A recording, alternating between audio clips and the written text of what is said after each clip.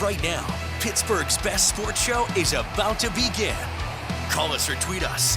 We've got things to talk about on the Ireland Contracting Nightly Sports Call. Good evening, everyone, and welcome to the Fan Cave. This is the Ireland Contracting Nightly Sports Call, where we want your opinions at 412-575-2600. That is the number to call, and there is another Troy coming to Pittsburgh, and this Troy, like the other Troy, in fact, grew up a Steeler fan. Troy Fautanu, an offensive tackle out of Washington, is the Steelers' first pick, 20th overall. Chris Mueller, 93.7 The Fan, joins me, and we knew it was going to be probably one of these guys. Although I thought Barton was the guy who they may take at that point. He was still available. Chris, there was a run on quarterbacks. I expected one, but not necessarily 6 and 12. No defensive players picked till, 14? And all of a sudden, all these guys fell to the Steelers. Are you surprised with this pick? Would this been your pick? So I'm surprised with this pick just because so many offensive players. I thought Fautanu would have been one of those 14 taken because, frankly, and it depends on which draft guide you're reading, some people had him listed as a guard, even though he played left tackle primarily at Washington. I honestly, and you know I wanted Amarius Mims, Bob. I made that very clear that he was my preferred choice. The Bengals obviously snatched him up before the Steelers could 2 picks earlier. But Fautanu, I think, is a very good football player. There are some nebulous reports about knee injuries, not structural from what I understand, like knee concerns, medicals, if you want to call them that. It seems like it's more cartilage related, or this idea that maybe long-term they don't know how his health will be 8, 9, 10 years down the road. If the Steelers get 8, 9, 10 years out of Troy Fautanu of good play on the offensive line, they will be happy. I think this guy's a good football player. I prefer this to the Barton pick. You could have made an argument to me that maybe Cooper DeJean or a guy like Quinyon Mitchell was the right choice here, but I think Fautanu is the safest pick. And here's the thing, Bob, he really does offer 5-position versatility, so do not rule out the idea that as much as you heard about Barton talked about, and I don't think they'll do this, but as much as you heard them talk about, oh, we love Graham Barton, they could put Fautanu at center. They could at least try him there, but he offers them real versatility across pretty much every position on that line. Yeah, I think that's a good thing to have, and certainly now they can move Broderick Jones over to where he should be. They're still going to have lots of picks tomorrow and the next day to see what else they need, which of course is wide receiver. Cooper DeJean was somebody who I thought was very intriguing, and now he was available. They don't make a habit of drafting cornerbacks in the first round, mostly because when they haven't had much success. But that's a need. You could argue that need's as significant as the one on the offensive line. Yeah, I mean, it is, and it's a big need, and both of them are high-value positions. If you end up keeping Fautanu at tackle, which I think ultimately is what's going to happen, and he played left, by the way, Bob, at Washington, so you wonder now if they're going to kick him over to right. It's basically with he and Jones, who do they think is a better bet to play at right tackle versus left tackle? DeJean definitely plays, and so does Mitchell. Positions of need, big physical guys at corner, the Steelers love that, but they decided to invest in their offense. And I think ultimately that is the right move. Like if I were listing my positions I would have wanted to see at 20 overall, tackle, which is what I think Fautanu will stick as, is what I wanted number 1. And so I can't be unhappy with this pick from that perspective. I'm glad they didn't reach for Barton at center, which is I think what they would have done given the way the rest of the board looked. And I'm glad they chose positional value over anything else. Yeah, and Arthur Smith, he likes to run the football. They like to run the football. And if you're going to do that, you got to have some big guys up front, and these guys certainly with Broderick Jones and now Fautanu, they fit that bill. All right, now they have other needs moving forward. Let me ask you just generally about this draft. We talk about quarterbacks all the time. Not surprising the top 3 went that way, but I was really surprised about Penix Jr. at 8, only because, they signed their quarterback for the next several years. This has the look of Aaron Rodgers and Jordan Love back in the day when Love didn't play for like 3 years. Why did they take Michael Penix Jr., do you think? Well, they did for a succession plan. The difference between Penix Jr. and Love, and by the way, Penix Jr. I think absolutely is a better pro prospect than J.J. McCarthy. I like the way he spins it. He gets it downfield nicely. He's very aggressive. He does things coaches like, and the medicals on him apparently aren't that bad. But I think they went with a succession plan, but Jordan Love was a young guy. Penix is an old guy. Right. By the time they're done with the guaranteed money for Cousins, Penix, I think, will be 26 years old. They guaranteed $100 million to Kirk Cousins. Teams should have more thought-out succession plans at quarterback, but even when I try to say this, not as a devil's advocate, but just to give their perspective on it, it's a shocking move. And it sounds like Kirk Cousins, based on all the reporting, was just about as shocked as everybody else, Bob. Yeah, I saw. And you're right, the age is a factor. If you have a 20-year-old, that's one thing. There are a lot of young guys available here. He's not one of them, but they end up taking him, and it's going to be interesting to see what happens. We're going to take a break here. We got calls coming in. It's 412-575-2600. Call us. Let's hear what you have to say about Fautanu and others right here on the Ireland Contracting Nightly Sports Call. We're live on KDKA+. This is our GMC Sierra tweet of the night. 10 picks in, 0 defensive players taken. Never happened before. One more quarterback will be a first round. That'll be 6. Also halfway to eclipsing a record of 19 offensive players taken in the first round. Well, you know, Chris, it's an offensive league. They want offensive talent. They want quarterbacks. It's very strange, though. 6, you know, I guarantee you not all 6 are going to be successful. I look back at that Kenny Pickett draft, and now the Steelers, looking back, missed on a generational center that they could have had. They took a quarterback that nobody else was interested in. Now, in this draft, you have all these quarterbacks being taken. Which of them do you think will have the most success? Because I think Caleb Williams obviously strikes me with what they've added in Keenan Allen at wide receiver, and then they picked up Rome Odunze to go with DJ Moore. They have some talent over there, but which one do you think will surface? I actually am willing to bet that Drake May is the best in this class.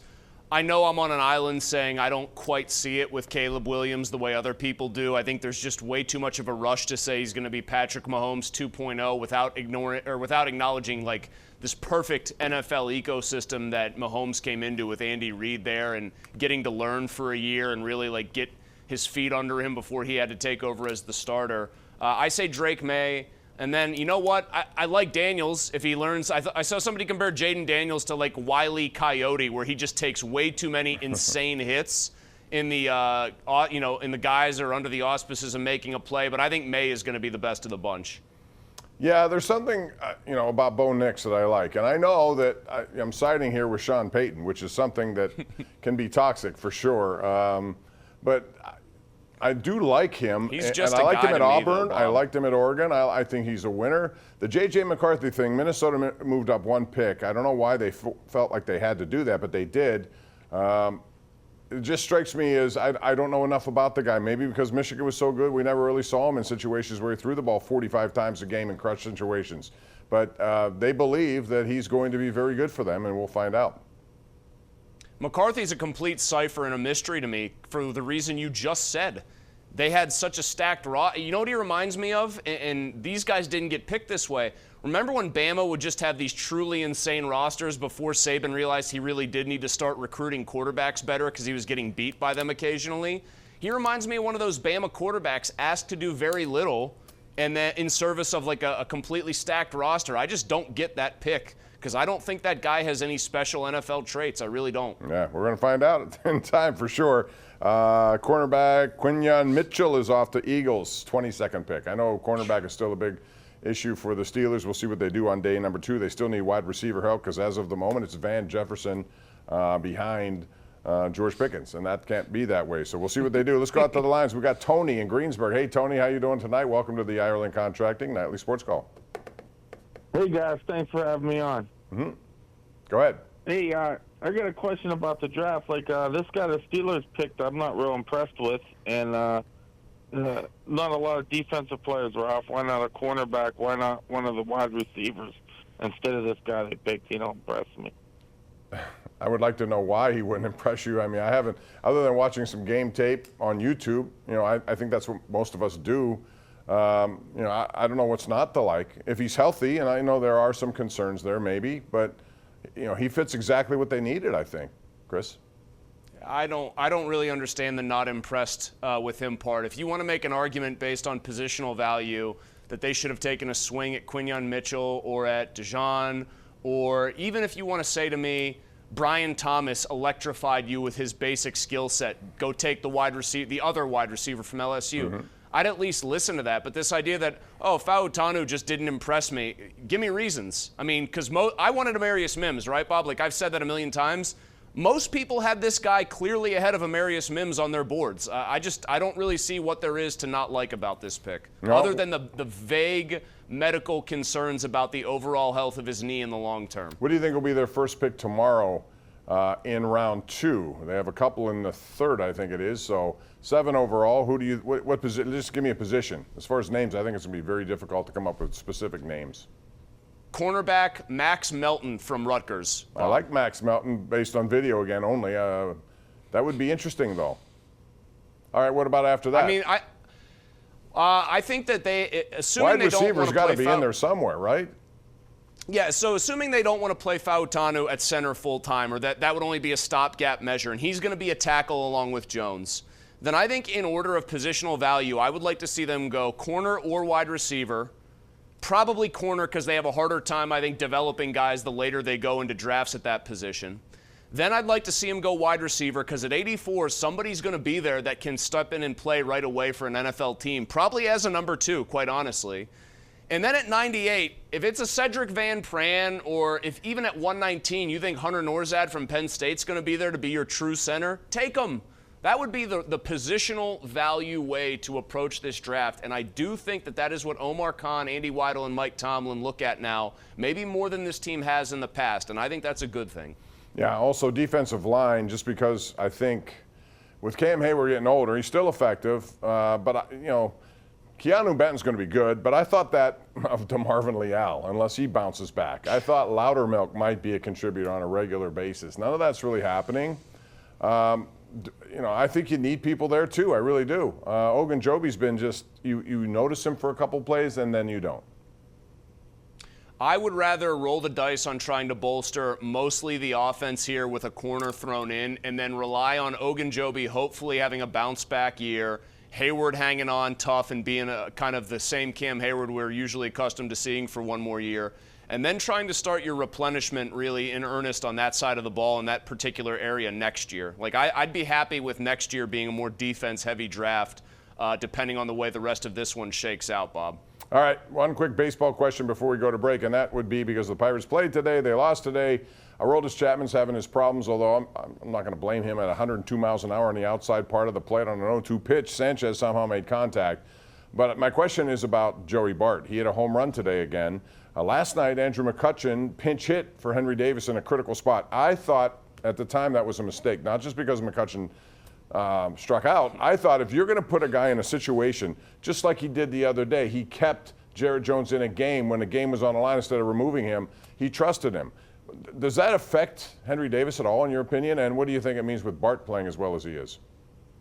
One, Jared Jones has earned trust by being really good. If Jared Jones had a 9 ERA, which would be about the pitching equivalent of Henry Davis's offensive start, I doubt they would have trusted him in that scenario. They'd have said, we're pulling the ripcord. We're thrilled you actually got this far into a game. I just think Joey Bart's their best catcher on the roster right now, and he should be their starter. I think Henry Davis needs to be sent to Indianapolis, and I think he will be very soon, Bob. He just looks like he is completely in his head up there at the plate. He's swinging through pitches that major league hitters are supposed to drive.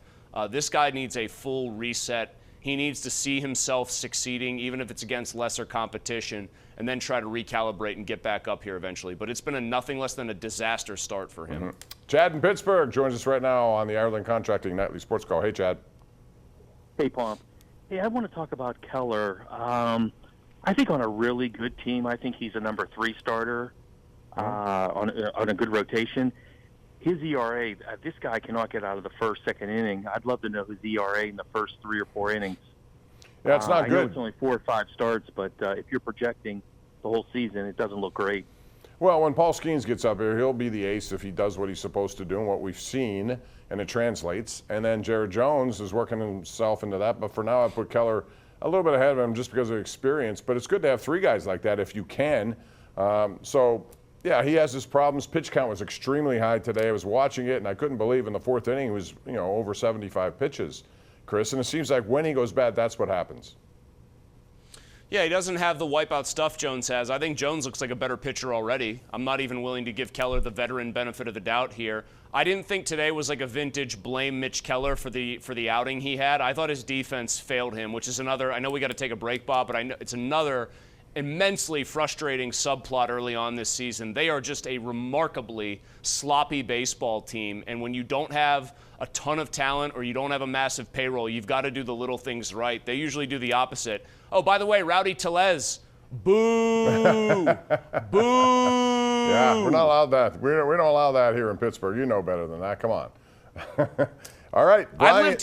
I've lived here more, Bob. I've lived here more years of my life, and so have you, than Rowdy Tellez has lived here days of his life. Right. All right. So the idea that he would be preaching to Pittsburghers about what we do and don't do here is just a farce. It always was. And so is one home run for a guy who's supposed to hit home runs.